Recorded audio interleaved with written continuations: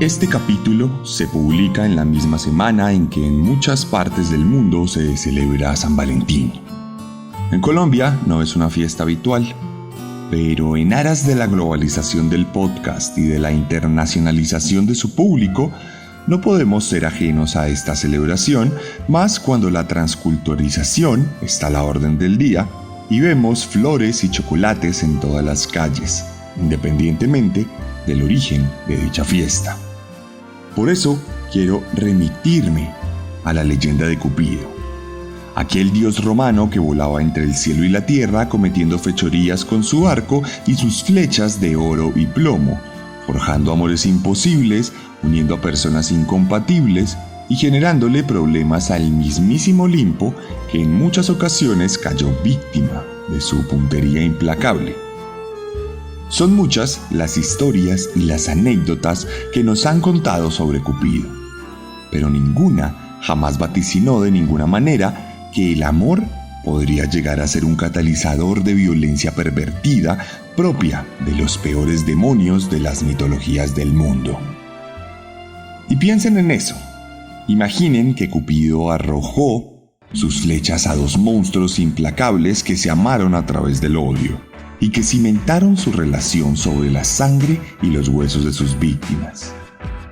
Eso es lo que pasará en el capítulo de hoy.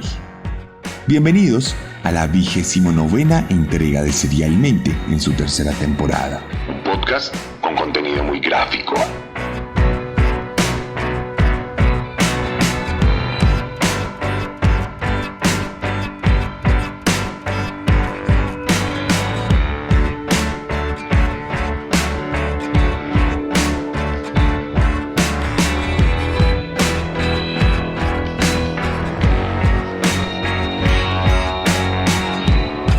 Y hoy les voy a contar una historia de amor. Como ya es costumbre, no podemos dejar pasar esta fecha especial y debemos celebrar el amor como es debido en este espacio perturbador y solitario. Hoy les voy a contar una historia de amor. Hoy les voy a contar una historia de una pareja que se amó de formas incorregibles. Hoy les voy a contar la historia de Fred y Rosemary. La familia West.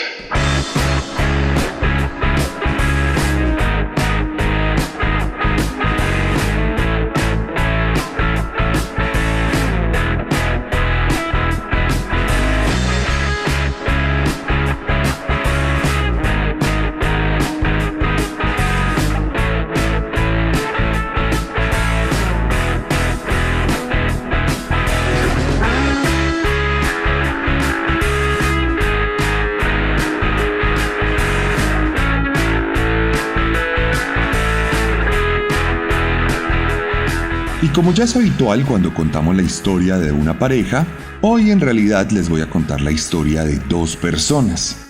La primera de ellas nació bajo el nombre de Frederick Walter Stephen West, el 29 de septiembre de 1941 en el sector rural de Hertfordshire, en Inglaterra. Hijo de Walter West y Daisy Hill, Fred siempre estuvo condenado desde muy joven a la miseria y al abandono propio de una pareja de campesinos que a duras penas se las arreglaba para sobrevivir en medio de las peores horas que su país vivía durante la Segunda Guerra Mundial. La pareja llegó a tener 8 hijos, de los cuales 6 sobrevivieron para formar una familia numerosa que sobrevivía gracias al trabajo del jornalero de su padre. Un hombre severo, fanático de la disciplina, quien obligaba a sus hijos a trabajar en labores del campo para contribuir al hogar. Fred, por su lado, recibía un trato especial por parte de su madre, quien siempre lo consideró su favorito y quien intentó protegerlo de la mano dura del señor Walter. Esto último probablemente contribuyó a que Fred creciera como un joven algo lento, que no tenía disposición para la academia y que se metía en problemas por cuenta de querer siempre buscar el camino fácil, lo que al tiempo lo llevó a decantarse por delitos menores que involucraban robos y otras fechorías normalizadas en algunos sectores juveniles de la época. Sin embargo, y esto que les voy a decir es la versión del psicópata, el amor que la madre de Fred le profesaba un día fue más allá cuando ella abusó de él a los 12 años, brindándole sus primeras experiencias sexuales, configurando un trauma y una fascinación en el joven, quien desde ese momento dejó de ser niño para convertirse en el conato de un depredador obsesionado con el sexo y con todo lo que representaba para su mente y su alma. Esto lo llevó incluso a practicar actos zoofílicos con animales de la granja y a abusar de alguna de sus hermanas, algo que veía completamente normal, pues su padre incestuoso lo hacía todo el tiempo. Una crianza absolutamente enfermiza y problemática que sentaría las bases para crear un monstruo.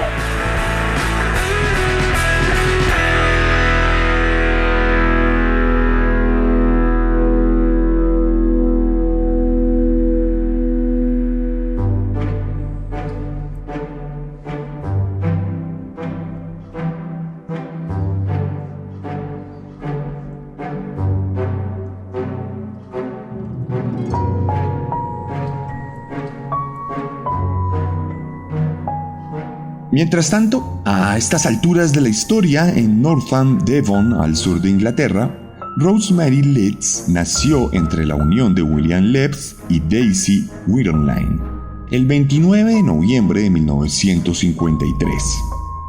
La quinta de 7 hijos de una familia pobre, Rosemary tuvo que vivir en un entorno completamente disfuncional que desde antes de su nacimiento condicionó su vida, pues su madre sufría una depresión severa, por lo que recibió terapia de electrochoques mientras estaba embarazada, lo que seguramente causó lesiones al bebé, quien más adelante presentaría algunos problemas cognitivos leves y una severa muestra de psicopatía intratable.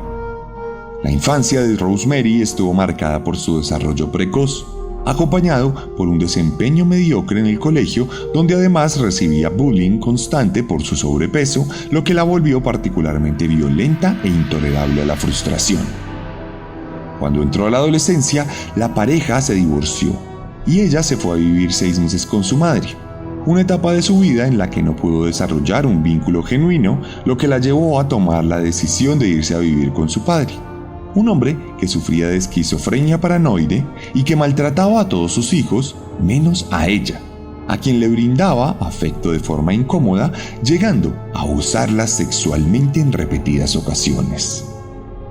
Estos episodios marcaron una serie de fijaciones, traumas y pulsiones malignas en la mujer, quien mucho antes de ser mayor de edad comenzó a presentar comportamientos extraños relacionados a su propia sexualidad, mostrándose obsesionada con su propio cuerpo, exhibiéndolo públicamente a conocidos y desconocidos e incluso llegando a abusar de sus propios hermanos, Graham y Gordon, 2 niños menores de 9 años que durante mucho tiempo tuvieron que soportar que su hermana los abordara en su propia cama mientras dormían. Otro monstruo se había forjado en las puertas del infierno británico.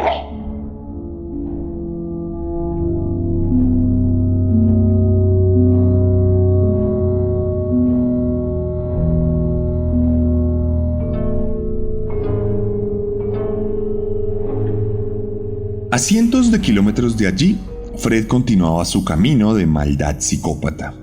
A los 16 años, en 1957, se había vuelto un cliente asiduo de las tabernas y clubes nocturnos del pueblo. donde se había acostumbrado a acosar mujeres, teniendo también sus primeras experiencias sexuales consensuadas, las cuales no le brindaban el placer suficiente que imaginaba en sus fantasías. Un año después, a los 17, Fred compró una moto en la que se accidentó, fracturándose un brazo, una pierna y el cráneo, lo que provocó que estuviera en coma durante una semana, volviéndose una persona tremendamente irritable, propensa a tener episodios de ira que terminaban en peleas y riñas sin control. Tiempo después, en 1961, Kitty, la hermana de 13 años de Fred, denunció que éste había abusado sexualmente de ella, dejándola embarazada, lo que acarrearía una captura para el joven, quien reconocería a las autoridades que disfrutaba de acosar mujeres desde que era un adolescente, narrándolo como algo completamente aceptable y común desde su punto de vista. El 9 de noviembre de ese mismo año fue juzgado, pero su madre salió en su defensa, por lo que Kitty se negó a testificar y el caso perdió sus bases, dejando en libertad al hombre que por aquel entonces tenía 20 años y que huyó de casa a raíz del incidente, cortando así por completo su vínculo familiar. Un año después, en 1962, Fred conoció a Catherine Costello, una trabajadora sexual escocesa con la que salió durante varios meses y con la que se casó muy a pesar de que estaba embarazada de otro hombre. De hecho, cuando la niña nació, tenía los orígenes asiáticos de su padre biológico, por lo que Fred y su esposa decidieron afirmar que se trataba de una niña adoptada llamada Carmine, y que el bebé en el embarazo había fallecido en el parto. La familia se radicó en Glasgow, donde Fred comenzó a trabajar como conductor de una camioneta que vendía helados. Un año después, Catherine tuvo otra hija llamada Anna Marie. Ambas niñas recibieron un trato terrible por parte de su padre, quien las mantenía prácticamente encerradas, dejándolas salir solo cuando se iba a trabajar. Tiempo después, la relación de la pareja comenzaría a degradarse, y ambos comenzarían a tener amantes, lo que provocó que Fred se volviera tremendamente violento con su esposa, llegándola a golpear en repetidas ocasiones e incluso a atacarla con una navaja. En 1965, Fred cometería su primer asesinato, aunque sería involuntario, cuando arrolló a un pequeño niño en Glasgow, un acto que las autoridades calificaron como accidental, por lo que no recibió ningún tipo de condena. Esto ocasionaría que la familia entera se cambiara de ciudad y se fuera a vivir a Gloucester.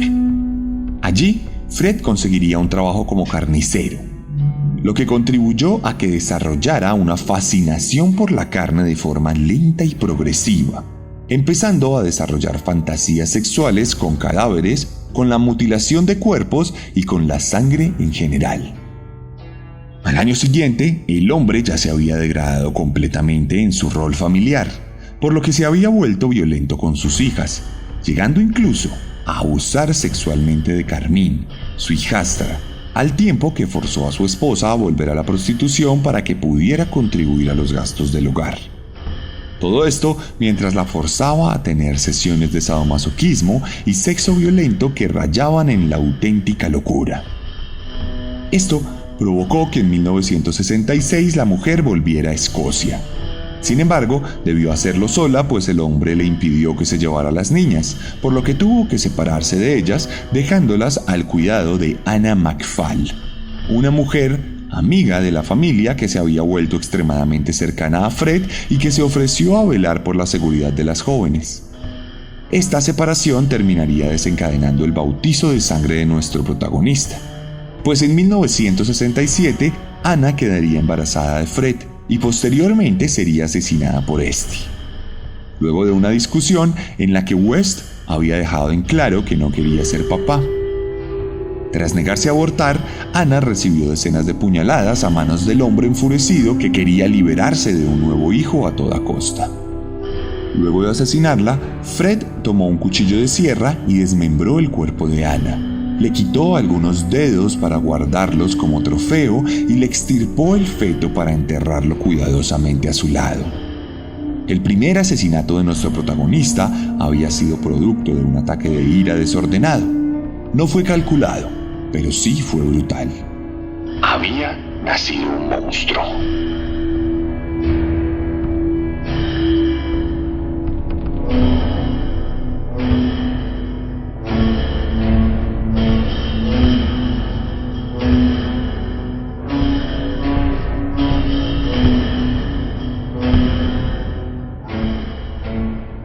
Volviendo a nuestra segunda protagonista, era 1968 cuando Rosemary había desarrollado plenamente su sexualidad, convirtiéndose en una concubina constante de los hombres mayores del pueblo donde vivía, acostándose con la mayor cantidad posible de ellos hasta que uno en particular sacó provecho de la situación y abusó de ella, algo que no afectó el comportamiento de la joven de forma tangible. Por el contrario, su comportamiento sexual se intensificó mucho más, radicalizando la forma en que asimilaba el sexo y en cómo lo comenzaba a relacionar de forma normalizada con la violencia extrema. Por supuesto, un comportamiento así empezó a provocar que la mujer no tuviera ningún relacionamiento prolongado serio, por lo que estaba condenada a la soltería. Eso hasta que las flechas caprichosas de Cupido fijaran sus miradas en el pequeño monstruo que se estaba gestando en aquel pueblo inglés. Dicen por ahí que todos tenemos una media naranja allí afuera. Alguien con quien compartimos todos nuestros gustos y con quien podemos desenvolver nuestra intimidad más recóndita y privada. Todos portamos máscaras en todos los momentos de nuestra vida. Las de algunos son más útiles que las de otros, pero ninguno de nosotros es 100% genuino a la luz de la sociedad. Algunos ni siquiera tienen la dicha de poderse quitar la máscara en casa, pero somos algunos afortunados quienes podemos dejarla en nuestra mesa de noche para ser genuinamente sinceros, para dejar aflorar nuestros secretos más vergonzosos, nuestros pecados más reprochables y nuestras fragilidades más vulnerables. También, por supuesto, podemos dejar aflorar nuestros aspectos más ruines y oscuros. Podemos ser tan genuinos como legalmente no se nos debe permitir, y podemos explayar nuestras naturalezas monstruosas sin prejuicios. A veces, Cupido se encarga de que sus flechas sean más precisas a la hora de conectar almas gemelas. El problema es cuando conecta a dos volcanes a punto de erupcionar y de desencadenar una catástrofe.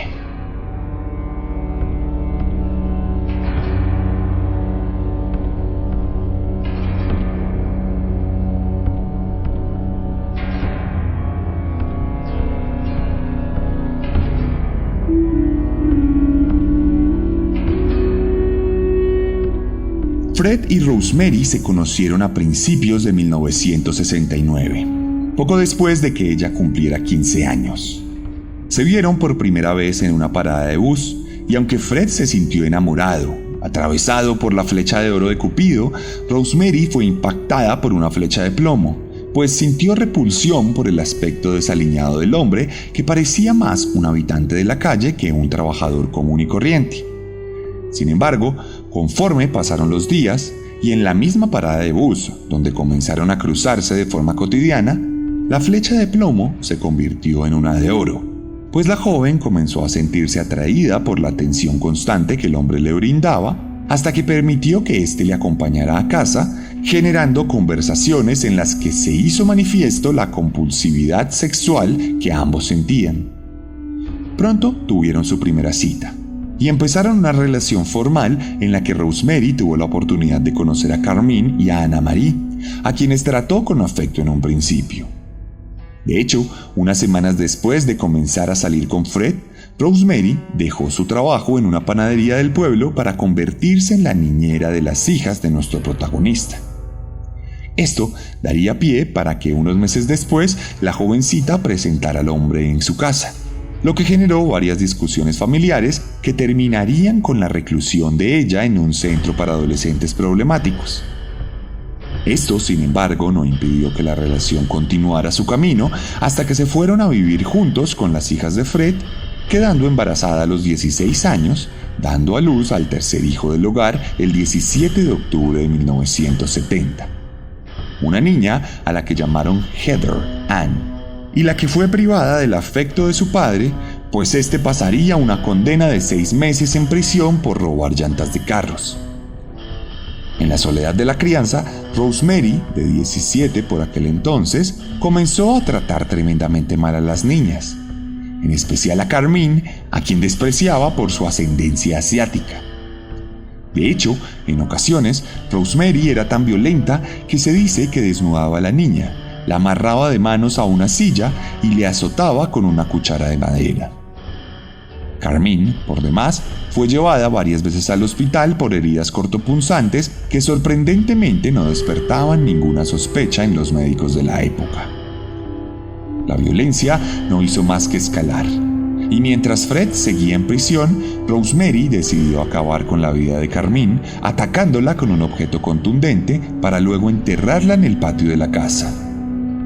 Luego, la mujer afirmó que la niña se había ido a vivir con su madre, quien la había recogido en una noche solitaria. Esto, por demás, generaría un trauma en Anna Marie, quien duró varios años de su vida sufriendo por el hecho de que su madre supuestamente había rescatado a su hermana, pero no a ella. Ahora, oficialmente, ambos enamorados tenían en común su naturaleza asesina.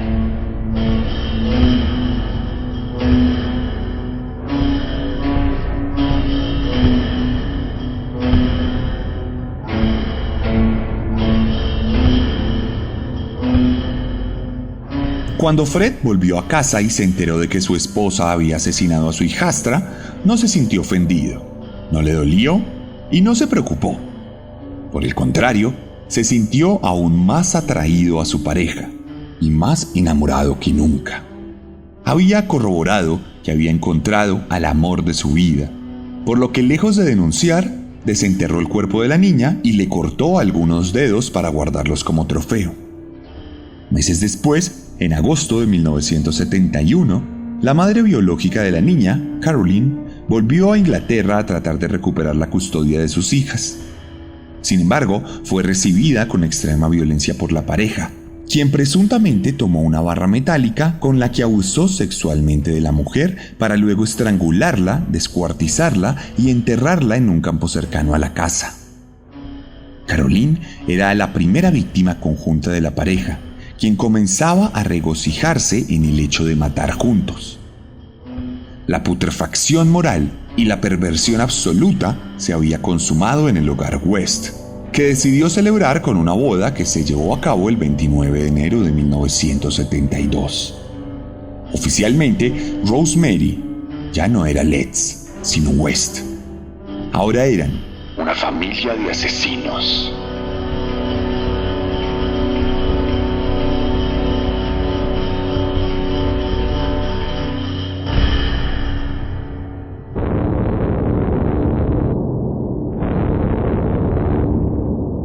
La pareja compró una casa en la calle 25 Cromwell de Gloucester y meses después tuvo a su siguiente hija, May John. Poco después, Rosemary comenzó a trabajar como prostituta en la misma casa donde vivía, al tiempo que sostenía relaciones consensuadas con hombres y mujeres, alentada por su propio esposo, quien disfrutaba de estos intercambios en los que de manera progresiva la violencia se hacía cada vez más protagonista. En varias sesiones grupales se sabe que Fred aprovechó para llevar a cabo algunas fantasías fetichistas que involucraban armas, herramientas, fotografías y reproducción de videos que retrataban actos zoofílicos y pedofílicos. Así, la familia vivió varios años en los que adecuaron la casa para que Rosemary pudiera trabajar tranquilamente, remodelando un cuarto exclusivo para ella donde había cámaras y herramientas para la mujer, mientras que la casa contaba con un timbre exclusivo para clientes, así como zonas restringidas para los niños. Incluso se sabe que el padre de Rosemary fue el cliente de la casa en más de una ocasión, todo con el beneplácito de Fred, quien pronto desarrollaría una relación amigable con su suegro. En 1983, la pareja había llegado a tener 8 hijos, 3 de los cuales eran presuntamente de clientes, aunque Fred los aceptaba como propios, llegando a inventarse una falsa ascendencia africana para justificar la piel oscura de algunos de ellos. Naturalmente, estos niños vivían un infierno. Eran obligados a trabajar en cuanto cumplían 7 años y tenían prohibido socializar a menos que sus papás estuvieran presentes. Quien no cumpliera las leyes era castigado físicamente por ambos padres. De hecho, 2 de ellos, incluida Heather, trataron de escapar de la casa solo para recibir tremendas palizas al volver al hogar. Los hijos de la familia West fueron ingresados al hospital en 31 ocasiones. Adicionalmente, la pareja abusó sexualmente de su hija, Anna Marie, cuando tenía 8 años, luego de que la mujer desvistiera a la niña y alentara a su esposo para que cometiera el terrible crimen. Al terminar, Fred le dijo a Anna Marie que debía estar agradecida de tener un padre como él, y que era perfectamente normal, pues todos los padres del pueblo lo hacían.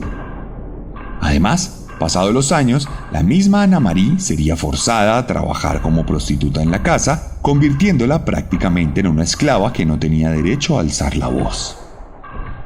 Tristemente, esta no fue la única víctima de asalto sexual, pues la niñera del hogar, Caroline Owens, de 17 años, fue atacada por Fred y su esposa, quienes también abusaron sexualmente de ella. Cuando la joven llegó a su casa, su madre se percató de las señales de violencia y denunció a Fred, quien quedó en libertad luego de que la joven se negara a testificar por considerar revictimizante el hecho de contar su historia ante un jurado desconocido. La pareja de enamorados había instaurado un auténtico infierno en la calle 25 Cromwell, y el componente final de las llamas incandescentes del hogar estaría, por supuesto, en el asesinato.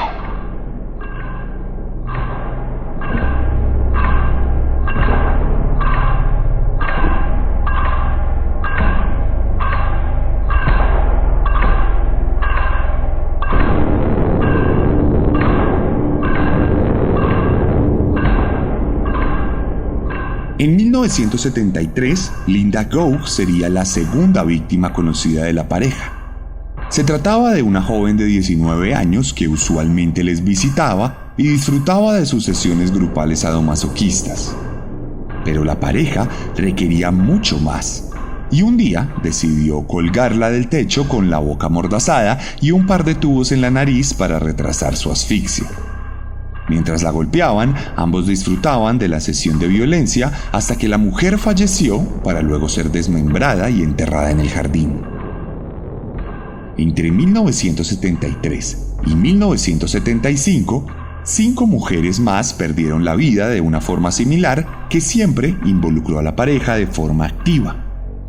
Todas fueron desmembradas y enterradas en el mismo jardín de la casa sin que se despertaran muchas sospechas por tratarse de personas que en ocasiones no tenían las mejores conexiones familiares, volviéndolas vulnerables y presa fácil para los psicópatas.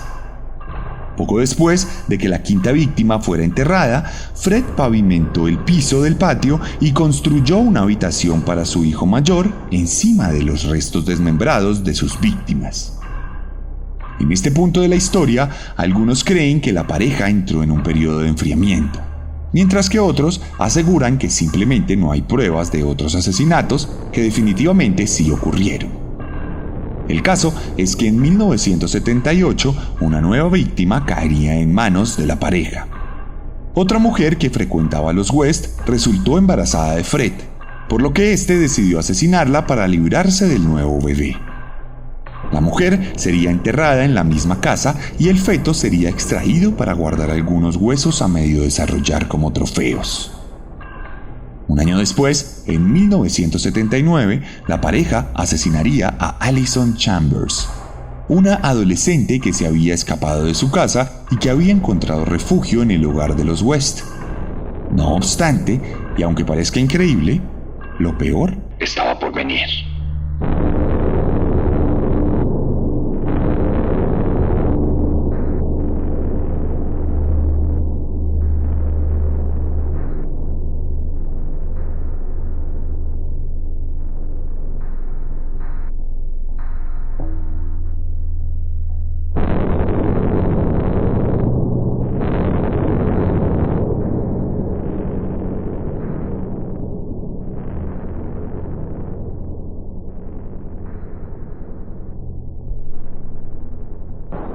En 1979, Anna Marie huyó de la casa luego de que se volvieran insoportables las constantes relaciones incestuosas a las que su padre la sometía y las severas palizas que su madrastra le propinaba. Entonces, una vez la hija mayor estuviera lejos de casa, la atención pervertida del padre se dirigiría a su hija Heather, a quien comenzó a abusar con la justificación de que ella había sido hecha por él, por lo que él tenía derecho a hacerle lo que quisiera. Incluso, el hermano menor, Stephen, se volvía una especie de protector de sus hermanas, estableciendo reglas en las que nunca estarían solas y en las que no podían desvestirse si su papá estaba en casa. Todo esto, incluso, cuando Rosemary aseguraba que tendría sexo con su hijo apenas cumpliera 17 años. Cuestión que el aspecto de Heather desencadenaría una serie de comentarios en el colegio, los cuales serían confirmados por la joven víctima que ya no tenía miedo a sus padres. Esto alertaría a Fred, quien desde entonces tuvo la particular precaución con Heather, quien en 1986 buscó la forma de irse de casa luego de salir del colegio. De repente, un día desapareció. Sus padres afirmaron que había conseguido un trabajo y que por eso se había ido. Luego, cuando los vecinos preguntaron por ella, aseguraron que se había vuelto una rebelde que se había ido con una pareja del mismo sexo a vivir en pecado. Y luego, cuando la policía preguntó, aseguraron que simplemente había escapado de casa sin dejar rastro. Mientras tanto, en privado y pasado los años, cada vez que Fred tenía alguna discusión con alguno de sus hijos, les amenazaba diciéndoles que los enterraría junto a Heather. Un día, en 1992, Fred abusaría de otra de sus hijas, Louise, quien tenía 13 años de edad por aquel entonces. Rosemary refrendó los actos del padre, y la joven fue abusada en otras ocasiones, llegando incluso a ser grabada por su madre, convirtiendo su vida en un infierno. Entonces, Louise recogió valor para denunciar a sus padres. Le contó a una amiga lo que había ocurrido, y ésta le contó a su vez a su madre, quien decidió denunciar anónimamente. Esta denuncia desencadenó una investigación prolongada que dio como resultado la imputación de cargos de abuso sexual contra Fred West y de maltrato contra Rosemary West. Fred fue encarcelado preventivamente, mientras que Rosemary tuvo el beneficio de estar en casa. En ese momento, le volvieron a preguntar al hombre por su hija mayor, Heather, y este volvió a cambiar la versión, asegurando que se había convertido en una prostituta y que estaba viviendo muy bien. Pero lamentablemente, el caso se desmoronó luego de que ninguna de las hijas estuviera dispuesta a testificar por miedo a ver a su padre tras las rejas, muy a pesar de que todas habían dado testimonio informal a la policía, corroborando la naturaleza monstruosa de sus padres. No obstante, de todo este caso quedó el escepticismo de la policía sobre el destino de Heather, por lo que se adelantó una nueva investigación que incluyó la desaparición de la primera esposa y la segunda pareja de Fred, algo que sin duda ahondó las preocupaciones de las autoridades, que terminaron por obtener una orden de cateo que incluía un permiso para excavar en las inmediaciones de la casa. Esto marcaría el fin de la familia West, pues las autoridades se presentarían con un equipo de palas y maquinaria, ocasionando que Rosemary tuviera un ataque de pánico al verse acorralada. El 24 de febrero de 1994, las autoridades estaban dispuestas a empezar a cavar, cuando Fred se presentó en la casa y trató de librarse de la situación infructuosamente. Entonces, decidió entregarse y aceptar los cargos de violación que le habían imputado meses atrás. Una estrategia que buscaba desviar la atención de los asesinatos. Un giro que causó que las autoridades aplazaran un día la búsqueda, dejando a uno de los oficiales en la casa por seguridad. Al otro día, en la mañana, y en cuanto llegaron los policías, Fred West le dijo a su hijo Stephen que había hecho cosas muy malas y que debía vender la casa para irse a vivir con su madre a otro estado. Acto seguido, se entregó a los agentes en la puerta, reconociendo su autoría en el asesinato de su hija Heather.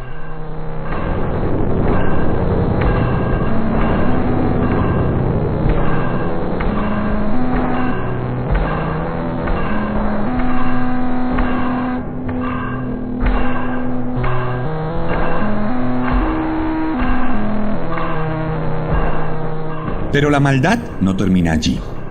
La policía decidió continuar con la excavación y pronto encontró todos los cuerpos de las víctimas mencionadas en este capítulo. La comunidad estaba atónita y los medios de comunicación estaban horrorizados. Las imágenes de los agentes sacando bolsas y cajas del jardín de los West le dieron la vuelta al Reino Unido.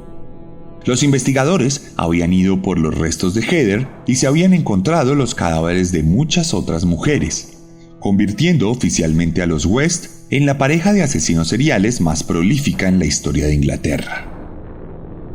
Entre el 5 y el 8 de marzo de 1994, la policía británica encontró los cuerpos de 6 mujeres en los cimientos de la casa ubicada en la calle 25 Cromwell de Gloucester. La mayoría de ellos tenían las falanges cortadas. Estas nunca pudieron ser encontradas y esa fue la única información que Fred decidió no facilitar. Rosemary, por su lado, fue capturada el 20 de abril de 1994, muy a pesar de que su esposo intentó convencer a las autoridades de que ella no tenía nada que ver con los crímenes. Ella siempre negó los hechos, y él trató de encubrirla, pero con todos los testimonios, testigos del actuar de la pareja y la escandalosa evidencia, se planteó un juicio conjunto por el asesinato de más de 10 víctimas que cayeron a manos de los West. En el marco del juicio, se trató de pintar a Rosemary como una víctima más, algo que no logró salvar a la mujer, quien en su papel rechazó a su esposo públicamente, rompiéndole el corazón, siendo este, probablemente, el motivo por el que el 1 de enero de 1955, Fred West se quitaría la vida ahorcándose con una sábana en su celda. Al lado de su cadáver dejaría una última nota que decía lo siguiente: para Rose West, Steve y Mae. Bueno, Rose, es tu cumpleaños el 29 de noviembre de 1994 y cumplirás 41. Seguirás siendo tan hermosa y amorosa, y te amo. Siempre nos amaremos. La cosa más increíble de mi vida fue cuando te conocí. Nuestro amor es especial para nosotros. Así que, cariño, mantén las promesas que me hiciste. Tú sabes cuáles son. Estaremos juntos para siempre. Amamos a Heather. Me encantaría que Carmine esté con Heather y con Caroline. Siempre serás la señora West para el mundo. Eso es importante para ti y para mí. No tengo un regalo para ti, pero todo lo que tengo es mi vida. Te la voy a regalar, cariño. Cuando estés lista, ven a mí. Te estaré esperando.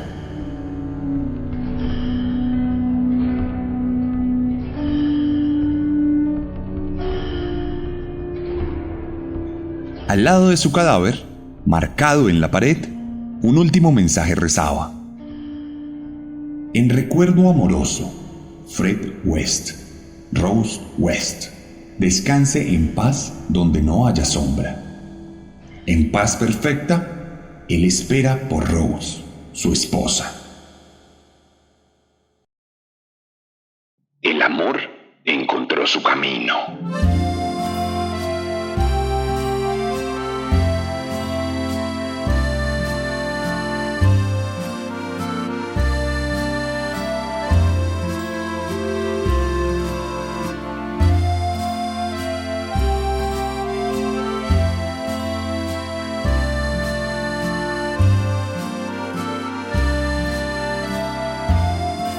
Rose, por su parte, tuvo que seguir afrontando el juicio por cuenta de los crímenes.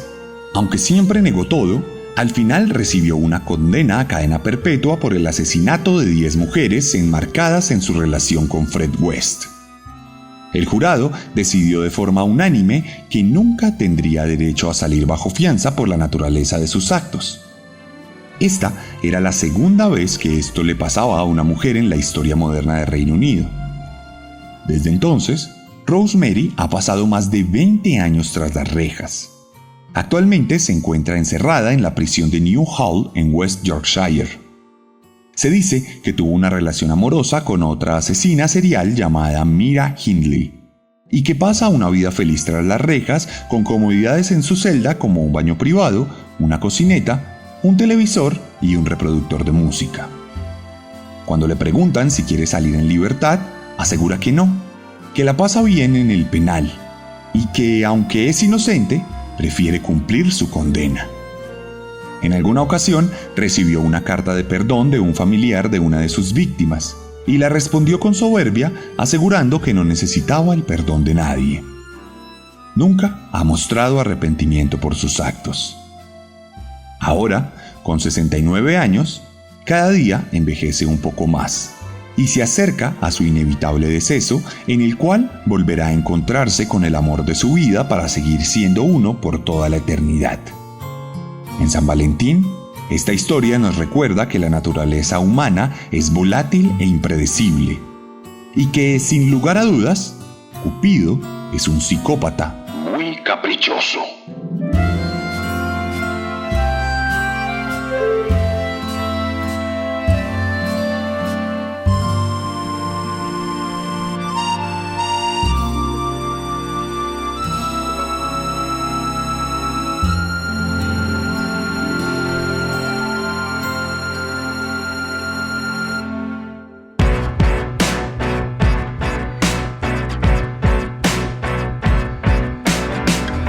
Y esta fue la historia de Fred y Rosemary West, aquí en Serialmente.